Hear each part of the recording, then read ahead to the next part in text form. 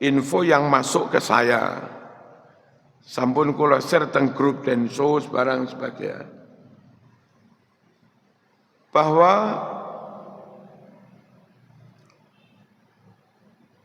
peristiwa padi pencabulan itu ada indikasi sangat kuat bukan NU dan juga bukan kiai. Mohon yang membuat berita apa-apa jangan sangkut pautkan dengan NU atau kiai. Kalau tukang suwuk, iya. Tukang suwuk. Tapi kiai ini kudu ngalim tenan, biyen mondok neng di bertahun-tahun, gurune sapa, dina-dina penggaweane ngemulang santri, bimbing umat ngisi pengajian pundi-pundi, di waktu senggang membaca kitab atau ngarang. Wih jenenge kiai tenan. Kalau itu enggak dilakukan, ya jenenge duduk kiai. Makanya ketika ditangkap aparat, ditakoni, jenengmu sapa? Kan nyebut ya. Namamu siapa? Kiai sapa? Jawab ya Mbak, saya bukan kiai. Nah, kalau duduk kiai ngelakoni ngono kuwi, lalu netizen atau siapa nulis kiai mencabuli, niku nyun sewu ngelek-ngelek jenenge kiai, menjatuhkan nama kiai. Ujung-ujungnya membuat umat gak percaya nang kiai, bahaya. Ngoten. Paham nggih? Lalu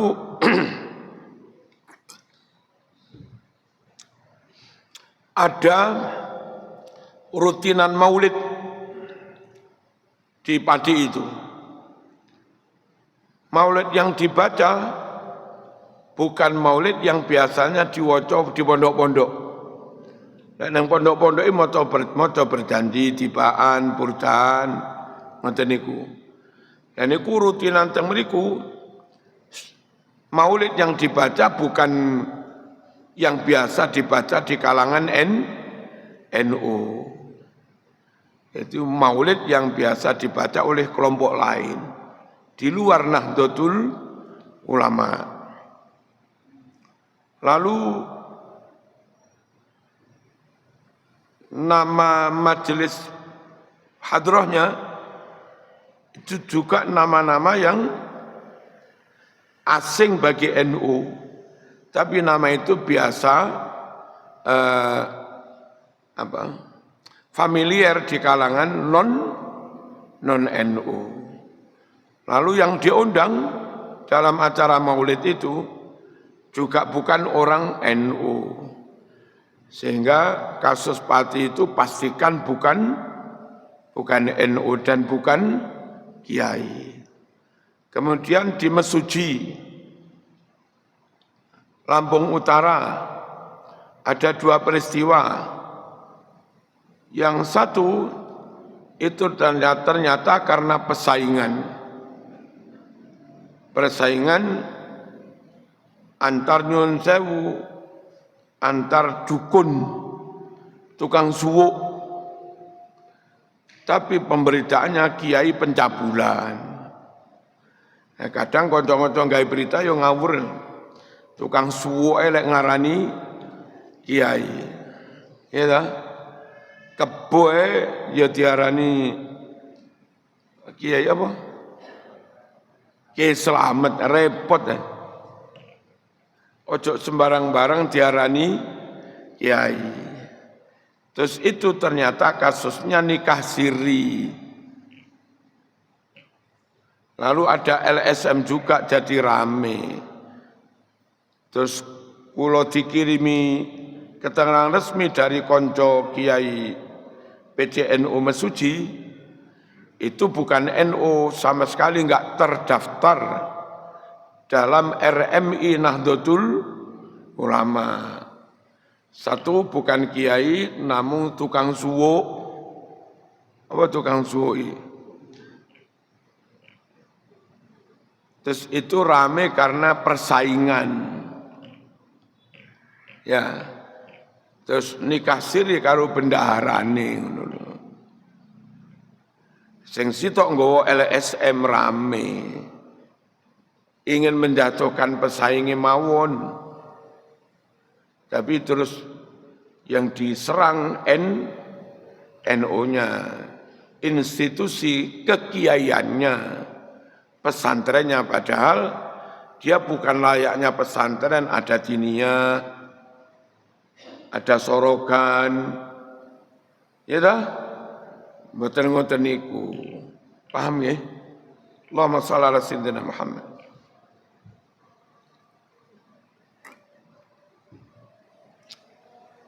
Lalu yang di Jawa Barat sama sekali bukan NU.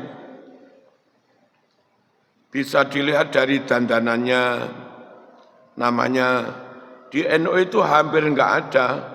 Pesantren Al-Furqan ini hampir enggak ada. Enek pesantren Umar bin Khattab hampir enggak ada. Paling lek enggak jeneng tokoh ya tokoh Jawa. Pesantren Sunan Kalijogo ngoten niku. Jadi yang di Jawa Barat mbuh pesantren mboten, yang jelas bukan NU. Lalu kira-kira setengah tahun yang lalu di Kalbar beritanya pencabulan kiai. Kalau ngebel mereka enten Gus Fahmi keturunan ngundang lagi mriki. Biyen ngundang kula. Niku ternyata wong Kristen mualaf. Masuk Islam. Terus ndamel bimbel. Pemberitaannya kiai ngelakoni, padahal niku pemilik bimbel sanes kiai. Mohon-mohon ojo nyerang NU ketika NU mboten salah. Dan warga NU ojo gampang katut-katut. Sama di framing ikut katut, framing penggiringan opini. Sama harus nembelani NU tambah melok ngilok-ngilok nih NU. Padahal saya ngelakoni karena hubungannya karo NU. Terus bolo-bolo NU, kayak apapun posisimu, meskipun kayak saya sudah dihentikan dari kepengurusan NU, dia tetap komitmen loyal kepada NU. Ojo mung gara-gara diberhentikannya wis ngamuk, ke NU-NU-an, nyerang NU. Ini rumah kita, ojo diobong. Lek mau obong, sing ngobong ya omah-omahmu. Dewe sing obong, iman-iman. Mboten nate kula nyerang napa PCNU mana, PWNU mana nggih, mboten nate. Allahumma shalli ala sayyidina Muhammad. Dahulu pun dangu kasus tengkah sembon nek mboten lepat. Iku pondok alumni Lirboyo hafid Quran, tapi ada pihak yang mungkin enggak senang menfitnah. Terus kiai melakukan bla bla bla, dihobong kali masyarakat. Ditangani polisi sampai teng pengadilan negeri Kepanjen. Kebetulan hakimnya enggak salah Sekar dereke Bunyi Hasyim mungkin. Kalau enggak salah. Nggih, secara hukum enggak terbukti, enggak melakukan, enggak apa, akhirnya divonis bebas. Tapi bagi penfitnah, divonis bebas, dia kalah di pengadilan itu enggak masalah. Yang penting masyarakat wis benci pondok, itu aja. Bahaya dengan ini. Yang penting pondok wis ditutup, wis dibakar. perkara kami kalah di pengadilan, kamu menang bebas, gak urus. Yang penting pondokmu wis bubar. Dan menjelaskan kepada umat bahwa dia bukan pelakunya itu ya sulitnya. Butuh waktu lama. Warga NU ojo gampang katut-katut ya. Lalu Mbayen Malang mungkin 15 tahun yang lalu juga enten kasus Muntolib eling awal-awal pondok kiai ini dari mencabuli santri kasus Muntolib. Ternyata bukan kiai. Nek kiai tenan mondok neng ndi? Ngalim kitab opo. Jadi orang di branding dicap dadi kiai terus gawe ngrusak institusi pesantren. Lalu Blitar Undangu mungkin 10 tahunan atau lebih. Itu ketika bupatinya bersama kiai-kiai sami kali gerakane Wali Kota Surabaya mbiyen Bu sapa? Bu Risma punya program menutup lokalisasi. Bukan tidak manusiawi, kepengen ditata. Biar orang-orang itu hidup normal, berkeluarga, sehat, punya anak. Jenenge punya anak besok lek tua ini ku enek sing ngopeni. Ditutuplah lokalisasi. Salah satu kiai yang ikut mempelopori penutupan itu kena fitnah. Tahu-tahu ada anak perempuan ngomong neng koran, jarene dikonokne karo kiai ini. Dan nggak bisa diproses secara hukum karena hanya teriak tok di koran terus ngilang atau ya berusaha disembunyikan. Gimana proses hukum wong sing bengok iku juga goleki gak ono. Menyidiknya gimana? Terus saksi-saksi siapa? Tapi yang dibidik itu bukan proses hukumnya. Yang penting dengan isu itu pondok bubar. Dan akhirnya saya seringkali ngaji teng Blitar menerangkan iku fitnah. Mboten bener. Mbah Yai iku luwih sepuh. Umur sekitar 70 lebih. Apa ya sik kober nglakoni ngono-ngono iku, Mas. Samane saiki rasakno sing umur swidak 7 bareng. Mosok ngene-ngene iki sik kober ngene. Lah nggih. Sami kali mbiyen Gus Dur ketika calon presiden dituduh kumpul kebo karo Ariati. Gus Dur jawabnya gampang, wong nuduh kok bodong men. Aku iki mlaku kangelen dituntun mripat yo gak roh. Peteng samene gedene. Lah piye lek ku nglakoni. Tapi orang yang penting itu sudah ingin menjatuhkan itu. Hati-hati berorang. Dan pola-pola yang ini bisa-bisa suatu saat yang ditarget itu kiai, fulan. Nah warga harus cerdas juga. Ketika yang difitnah itu kiai fulan, yang zaman kenal dia bahkan ikut pengajian dia, bertahun-tahun nggak pernah neko-neko. Zaman juga nggak perlu percaya, gak mungkin dia melakukan itu. Wong kami bersama beliau bertahun-tahun mboten nate neko-neko.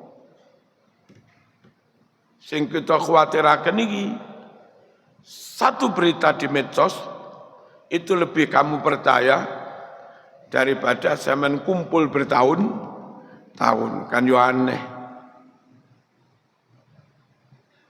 Kulo nembe dari suatu daerah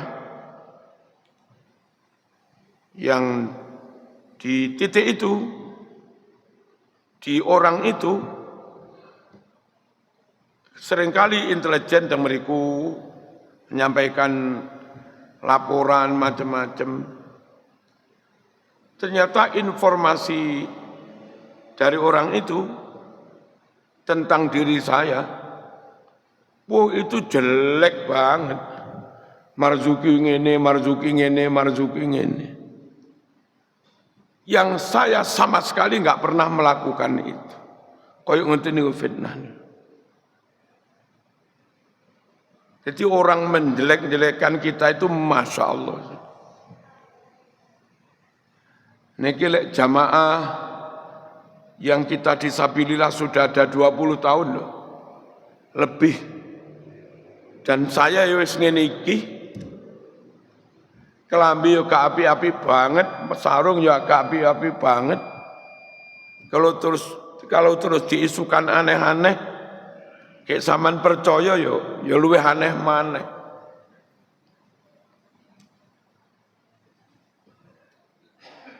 Saking takutnya kalau saya naik di NU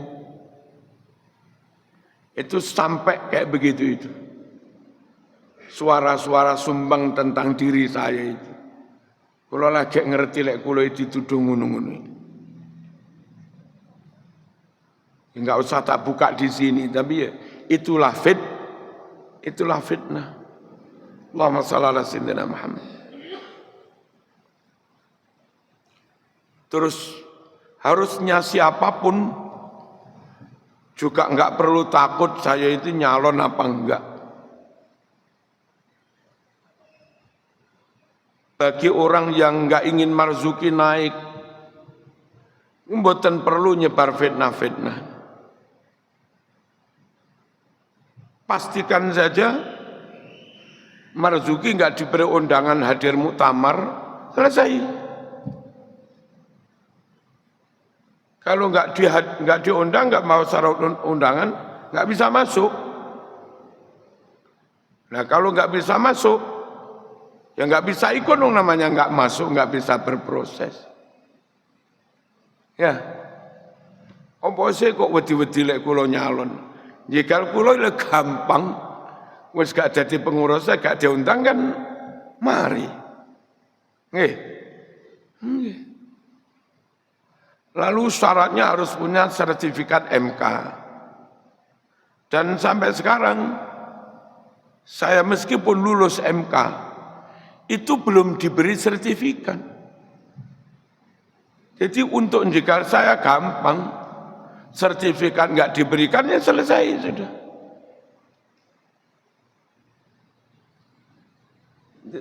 Betul usah khawatir kali kula ini sampun enjoy kali jamaah-jamaah ini ngopi bareng, mangan weci bareng. Halo, mangan menjes bareng enten wis enak. Terus tipikal kula nggih bukan tipikal nyuwun sewu agresif. Terus ambisius, serakah proso kula nggih mboten ngeten iki. 2 kali terpilih di Kota Malang ya karena aklamasi. Mboten perkara kula kampanye ngalur ngidul ngetan ngulon.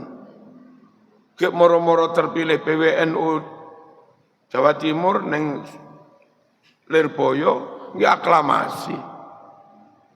Mboten perkara kula ngalur ngidul. Aku pilih ya, aku pilih. Mboten ate. Model kula niku cah Blitar.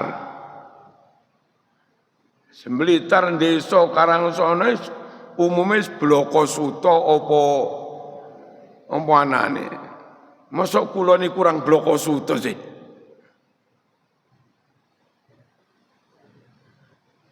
Ha ngoten. Terus undangu kula matur, kula niku lho mboten dadi pengurus mboten napa-napa. Dilarang jadi pengurus nggih mboten napa-napa. Tapi nyuwun aja difitnah. Ojo menyebar kebohongan. Sepisan kangge seminah iku dosa. Besok dihisab. Lek saaken. Mung perkara ingin mencegah fulan supaya enggak jadi dadak nyebar fitnah akhirnya ngadepi hisab berat. Terus nomor loro, kula niku bertahun-tahun nggih mulang ngaji ngeten iki. Nek kula diarani tukang ini. Terus ono 1-2 murid jamaah santri yang rodok percaya karo fitnah itu. Terus ragu, Marzuki kurang ajar ya Pak. Marzuki kurang ajar. Akhirnya sekian tahun ilmu saking kula niku ambyar kabeh. Dhewe wis gak percaya. Nah sing berarti ilange keyakinan niki. Kangge murid-murid. Paham ya? Terus kula nggih enggak ada santri. Nek kula difitnah macem-macem, sing kula masaken santri alumni. Bagi pihak yang percaya dengan fitnah itu, ketika santri kula ngelamar teng mriku, jadi terima muridnya Marzuki, paling juga beda karo gurune kan ngono. Ya mesakne alumni. Makanya kula suwun, kula dilereni mboten napa-napa. Tapi tolong ojo disebar fitnah macam-macam, mesakne sampean dhewe sing fitnah, mesakne jamaah malih mboten mantep, terus mesakne alumni, terus nggih anak putu kula piyambak, mungkin jangan-jangan anak putu kula ngalim hafid Quran, terus badhe ngedekne pondok napa-napa dicibir, watasi putune maling dadak. Kan mesakne anak putu ya. Jadi lek kula pengen clear, lek-lekan, mboten namung masalah kepentingan kula, tapi nggih kepentingan semua sakne niku wae. Paham nggih? Terus kepada siapapun yang mendengar isu miring tentang kula, ojo disebar, langsung teng kula. Lek-lekan. Tabayun. Timbang malah dosa rasan-rasan. Ya.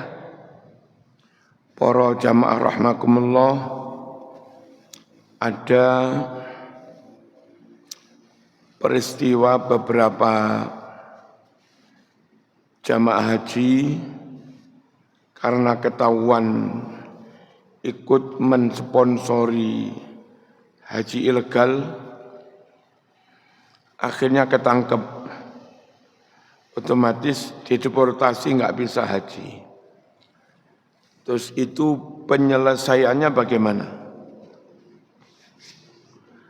Orang dari Jeddah sampun berpakaian ihram, niat ihram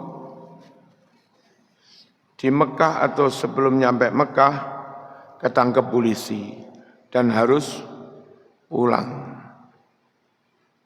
Cara bertahallulnya, dia bayar dam di tempat, lalu setelah bayar dam di tempat, dia boleh tahallul cukur terus, ya enggak jadi haji, di penjara lalu pulang. Nah beberapa jamaah enggak ngerti, ketangkep polisi langsung, tanpa bayar dam, tanpa cukur tahallul terus proses pulang. Kalau tanpa bayar dam, tanpa tahallul, maka dia nyampe rumah statusnya masih ihram. Karena statusnya masih ihram, maka ya enggak boleh kumpul bojo wong seihram. Enggak boleh gawe celana wong masih ihram. Enggak boleh ngetoki kuku, potong rambut, enggak boleh wangi-wangi masih ihram. Nah, caranya bagaimana? Harus membayar dam, mungkin dititipkan travel atau KPIH untuk disampaikan ke sana paling harganya 4 juta, seharga kambing gede nggih. Terus cukur, lalu membayar denda, membayar fidyah karena belum tahallul kok pakai celana, membayar denda.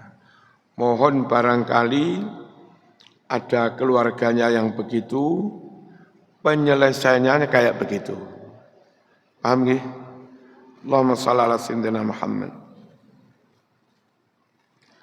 Lalu kula piyambak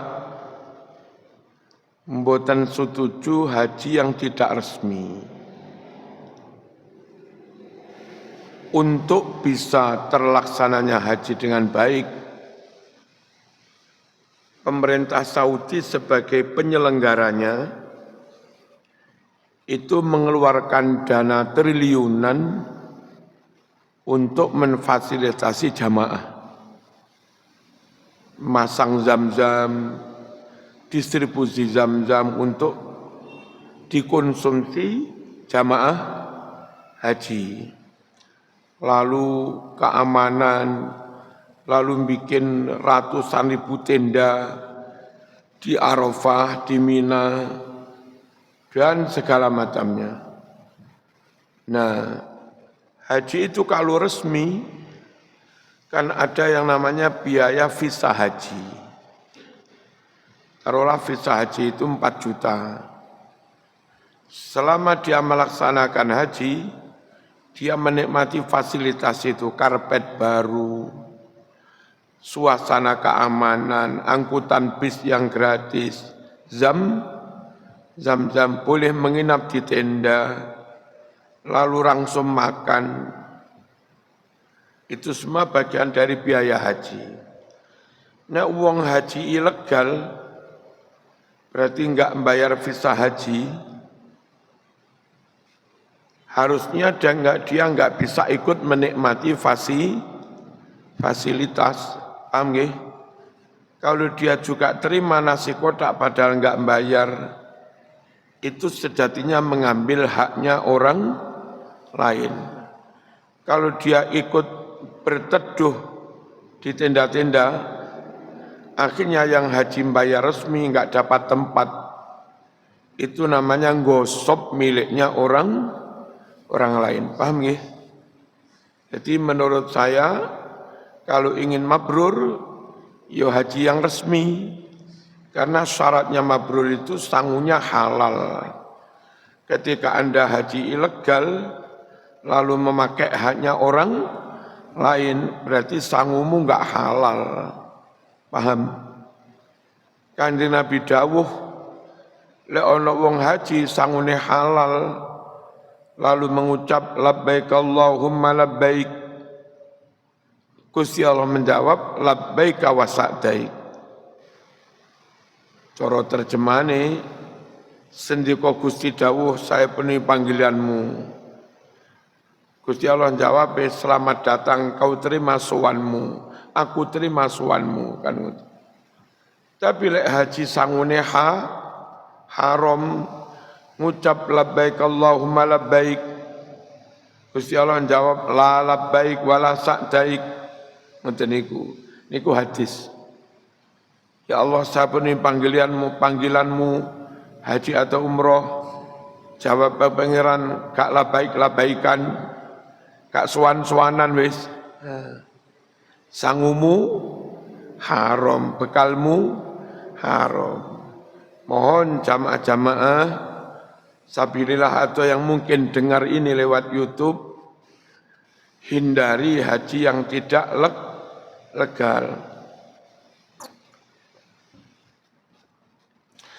Atau namanya haji ilegal. Dan nyuwun sewu kepada pemerintah, kepada Saudi, kepada aparat, ya mohon jangan main-main. Memainkan ngotak-ngatik daftar antri misalnya. Ojo antri kesuwen itu yang menyebabkan orang cari jalan lain dan iso budal. termasuk tawaran haji ilegal. Atau adanya aparat Saudi yang kena disogok ternyata. Beres wis gak usah resmi. Engko Rial. Kalau itu aparat Saudi masih mangsah disogok, akhirnya haji ilegal juga tetap ada. Ya, jamaah jangan haji ilegal, tapi mohon aparat, baik Indonesia atau sana, jangan bikin sistem atau bikin ribet proses yang sehingga orang sehingga telaten malih menerima tawaran haji napa ilegal. Allahumma shalli ala sayyidina Muhammad. Garwa kula punyai menyaksikan langsung betapa haji resmi yang bayar itu dirugikan. Jadi ketika sampai tenda di Mina, tenda itu sudah terisi. Padahal dalam daftarnya itu tendanya kloter sekian Malang. Tapi nyatanya sudah terisi.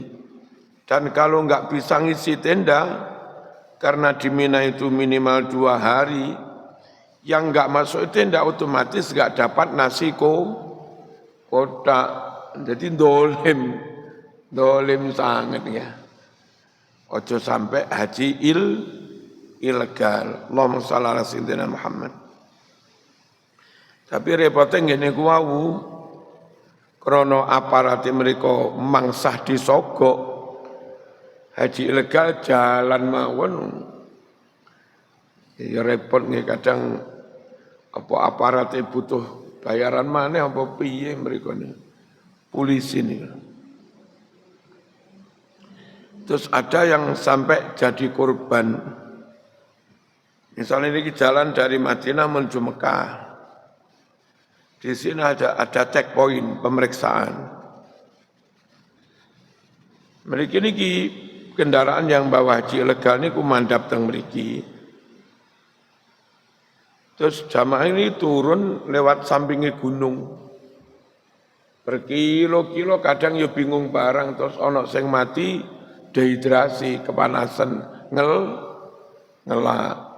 Harapannya nanti setelah melaku berkilo-kilo, mereka sudah sekian kilo setelah checkpoint, ketemu motor ini kumain, terus numpak mana. Nah, cara-cara ngoten niku dahulu saged, sakniki mboten saged, CCTV di mana-mana.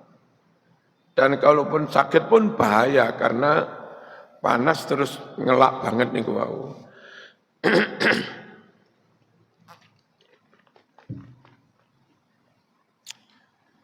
Lalu barangkali ada derek jenengan sing haji dipun pesen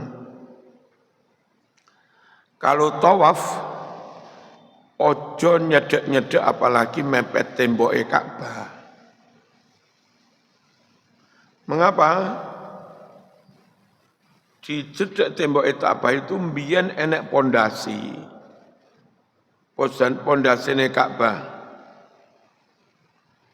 Nah, khawatir kalau nyedek Ka'bah dia tawafe di atas pondasi. Tawaf itu di luar mengelilingi Ka'bah, bukan berdiri di atas pondasinya Ka'bah. Makanya kiai-kiai sing ngerti fikih mboten purun tawaf mepet-mepet niku.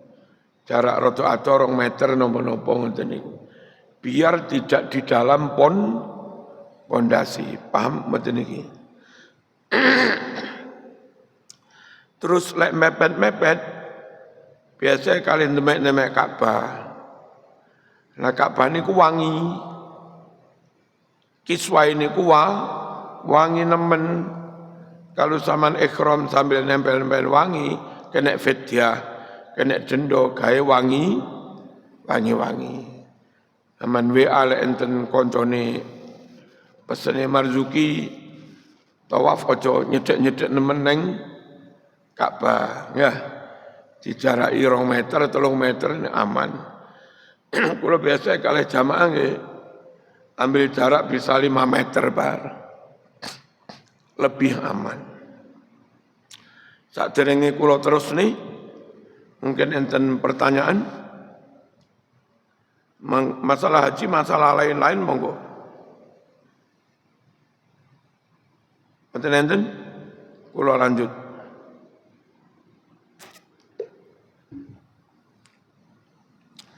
Soal membeli sapi kurban. Karena syarat sahnya sapi kurban itu minimal umur 2 tahun. Sementara sapi limusin Brahman itu 20 bulan wis gede. Tapi segede apapun wong durung umur 2 tahun ya durung sah. Jadi kalau bisa jamaah ngerti betul membedakan sapi iki wis tuwek apa durung. Sing paling eco sampean tuku nangane petani, peternak langsung. Dan dia amanah nginjogo salat. Berarti enggak wani ngapusi. Sampean openi pirang wulan. Enjing wau napa-napa enten tamu niku ngopeni sapi itu tumbas pedet sapian. Saking ngawi tamu niki. Sapian itu umur sekitar 4 bulan. Diopeni 1,5 tahun, 18 bulan. Niku pun gede, pun sakit pajeng 30 lebih. Lek mbeline bibit niku pas. Padahal umur tasik 22 wulan. Kurang 2 wulan lah ngoten lho. Gedene kaya ngono tibake dereng sah damel kurban. Mila kedah ngertos. Mau peni pira? Tak peni 20 wulan ya. Biyen tukune 4 wulan. Oh berarti 2 tahun oke.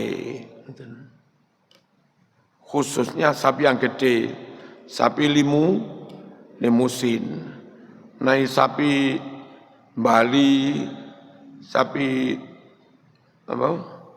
Madura, terus sapi Sumbawa, sing pokonge putih-putih niku umur 4 tahun ya dereng gede banget ya. Sing penting sungune dawa, insyaallah wis sah, wis umur 2 tahun lebih. Kembali ke masalah haji badal. Saman pengen bayar wong ngajak nih bapakmu sing wis itu. Ternyata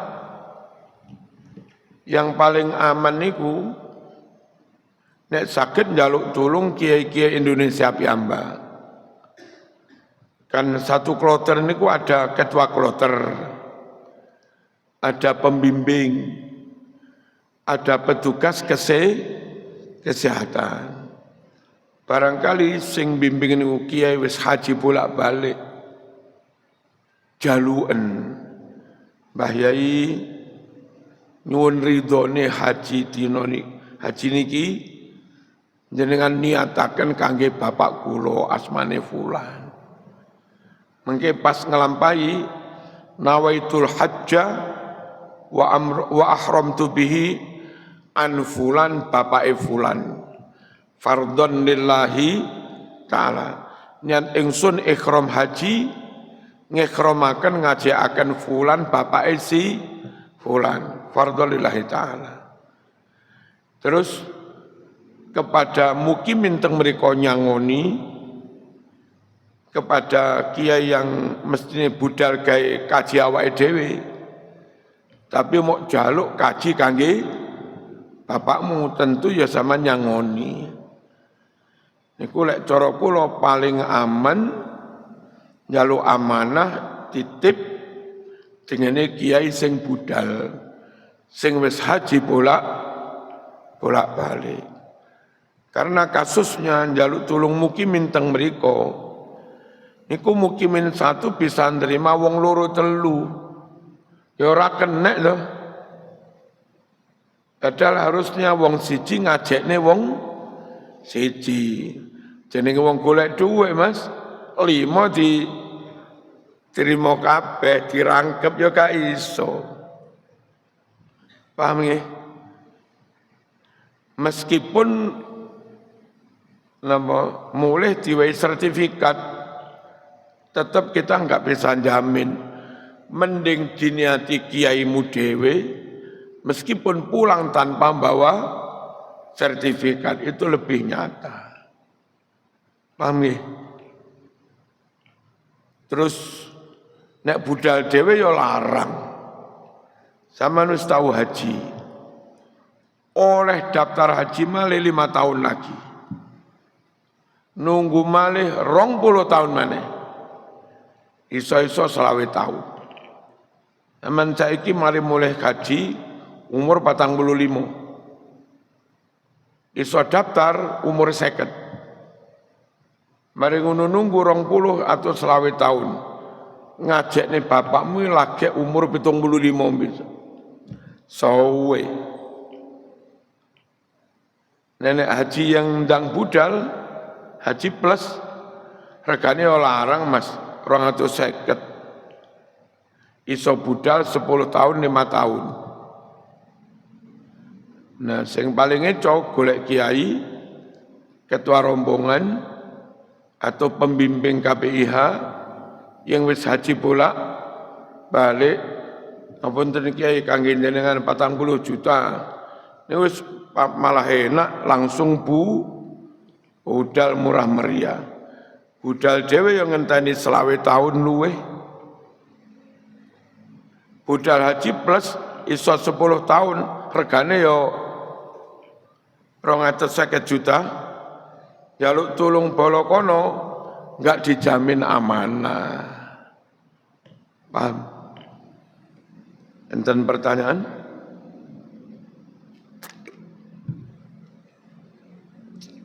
Monggo lek tanglet, monggo.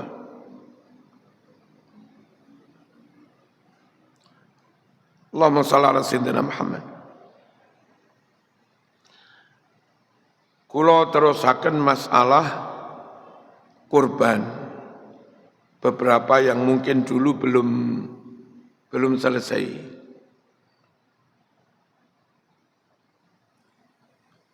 Terus pundi menawi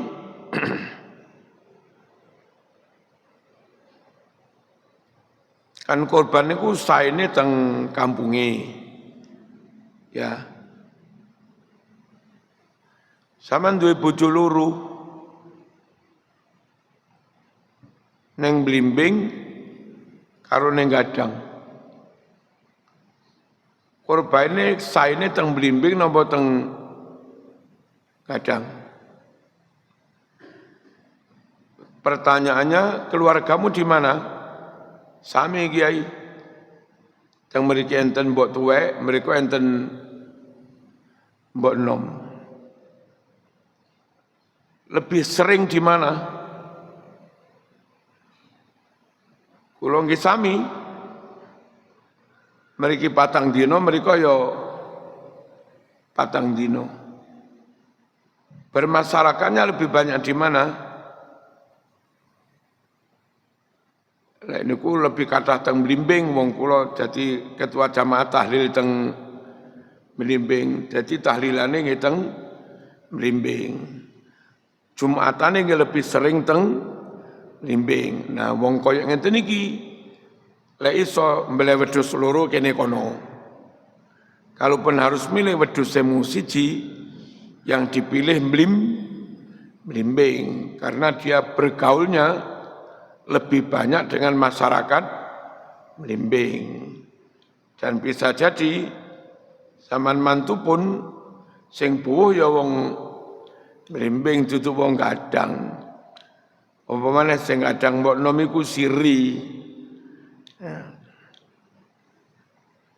Nah, niku mawon monggo saling jaga, NU ini dijaga, ulama nggih dijaga, awake dhewe-dhewe sak keluarga ya dijaga. Qu anfusakum wa ahlikum naro. Jogonen awakmu, anak bojomu dari siksaan api neraka.